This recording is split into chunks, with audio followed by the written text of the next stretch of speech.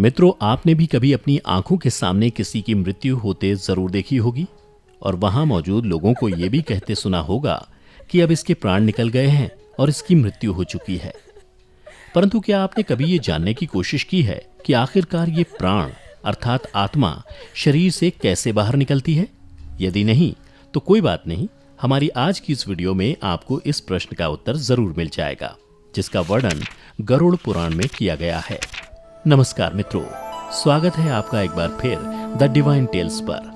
मित्रों, जैसा कि आप सभी जानते ही हैं, मृत्यु मनुष्य के जीवन का वो कड़वा सच है जिसे बड़े से बड़ा ज्ञानी भी स्वीकार नहीं करना चाहता, जबकि वह जानता है कि एक दिन सभी की मृत्यु होना तय है। और जो मनुष्य इस सच को स्वीकार कर लेता है वह बुद्धिमान कहलाता है। तो चलिए अब जानते हैं कि आत्मा शरीर से कैसे बाहर निकलती है और इसके पीछे की प्रक्रिया क्या है।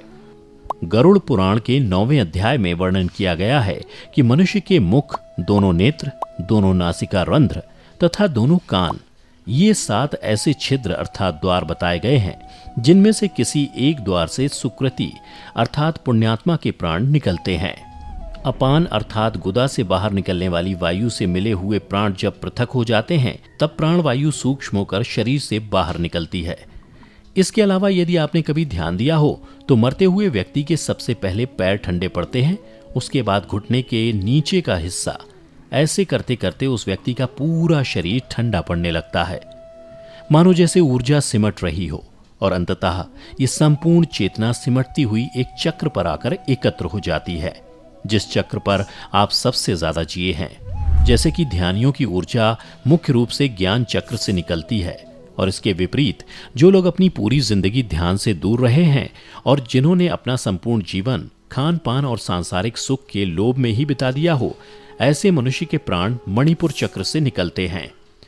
वहीं ऐसे मनुष्य जिन्होंने अपने पूरे जीवन में केवल संभोग के बारे में ही सोचा है, ऐसा मनुष्य अपने अंतिम समय में इसके बारे में ना सोचे, ये तो संभव ही नहीं। परिणाम स्वरूप ऐसे व्यक्ति की ऊर्जा मूलाधार चक्र से बाहर निकलती है। इसी के साथ जिन मनुष्यों का संपूर्ण जीवन ज्ञान के इर्द गिर्द बीता हो, ऐसे मनुष्यों की ऊर्जा गला चक्र अर्थात विशुद्ध चक्र से निकलती है। ऐसे ही जो मनुष्य अंतिम समय में अपने इष्ट या गुरु को याद करते हुए प्राण त्यागते हैं, उनकी ऊर्जा आंखों से निकलती है।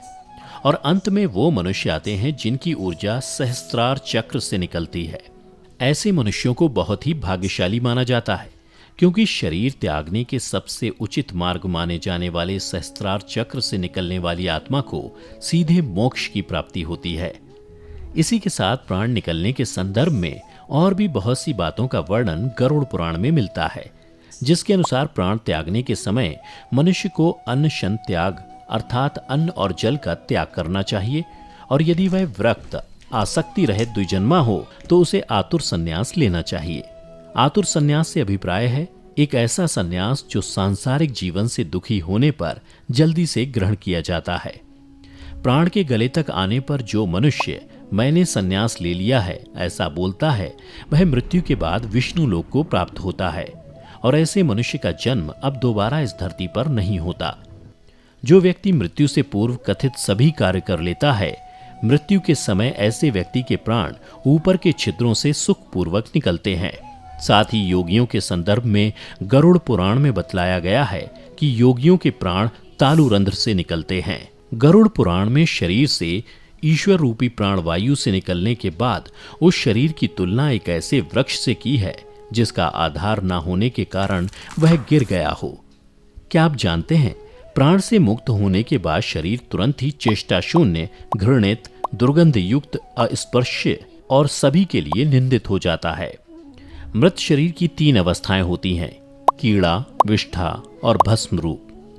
इसे आप ऐसे समझ सकते हैं, मृत शरीर में कीड़े पड़ते हैं, वो मल के समान दुर्गंध युक्त हो जाता है और अंततः चिता में जलकर भस्म हो जाता है। इसलिए क्षण भर में नष्ट होने वाले इस शरीर पर गर्व करना अनुचित है।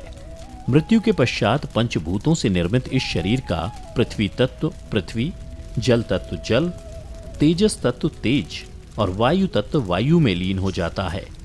परंतु सभी प्राणियों के शरीर में स्थित सर्वव्यापी शिव स्वरूप और जगत साक्षी आत्मा ही एकमात्र ऐसी चीज है जो कि अजर अमर है, जिसका कोई अंत नहीं है। जो एक शरीर को त्याग कर दूसरे शरीर में प्रवेश कर लेती है।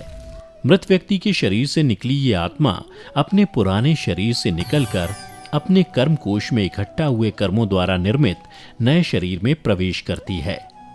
गरुड़ पुराण में इस तथ्य को कुछ इस प्रकार समझाया गया है, जैसे एक घर के जल जाने पर उसमें रहने वाला व्यक्ति जाकर दूसरे नए घर में रहने लगता है, उसी प्रकार आत्मा भी पुराना शरीर छोड़कर नया शरीर ग्रहण कर लेती है।